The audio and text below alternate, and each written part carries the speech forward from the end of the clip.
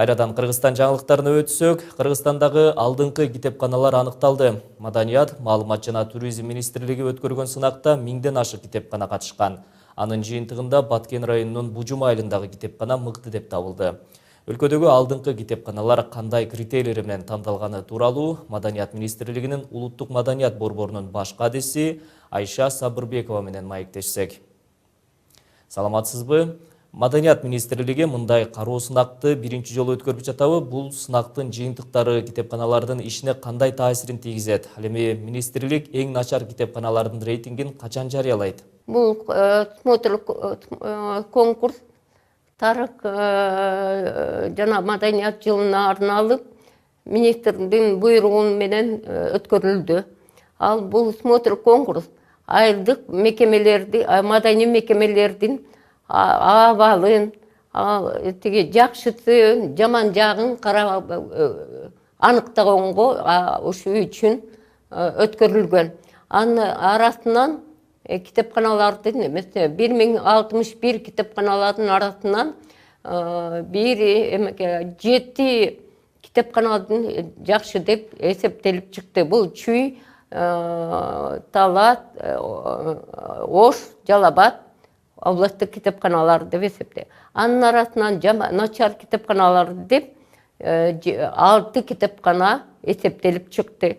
Эң начар китепканасы бул Баткен шаарынын китепканасы, шаарын деп билем. Калганы Ош, Жалал-Абад, Талас областтарынан деп эсептелди. Учурда республика боюнча 1000ден ашык китепкана бар. Бул албетте аздык кылат. Азыр көпчүлүк электрондук китептерди окуп жатканын эске алганда, кагаз китептерге көңүл буруу канчалык негиздүү? Китепканаларды баарыңар билесиңер. Азыркы заманда китепканалардын эмеси электронный версияларга өтүп жатканын баары билесиңер. Азыр көп талаштар айтылып атат. Китептер керекпи же электронный ресурстарды керекпи? Бирок биздин оюбузча, китепканачылардын оюнча, китеп негизги керек. Алыскы райондогу китептер, электронный ресурстар азыр жетише элек. Поэтому китеп бул өмүр бою калат деп эсептейбиз. Ал эми китепканаларга жаш окурмандарды кантип тартуу мындай жолдору бар? Аларды колдоо максатында дагы кандай иштерди жүргүзүш керек? Китепкананын ролу аябай чоң деп эсептейбиз биз. Китепканачылардын эмеси көп семинарларда айтышы боюнча азыр китепканаларга көбүнчө балдар келе башташты да. Бирок бизде көп эмелер болуп атат, сөздөр болуп атат. Китепкана, айылдык китепкана менен мектеп китепканасын бириктирүүгө деген сөз болгон. Бирок менин оюмча мектеп китепканасында ал учебный литература өзүнчө топтошот. Айылдык китепканада болсо топтоо маселелери биринче өзгөчөлүктөрү бар деп эсептейбиз да бүт эмеси.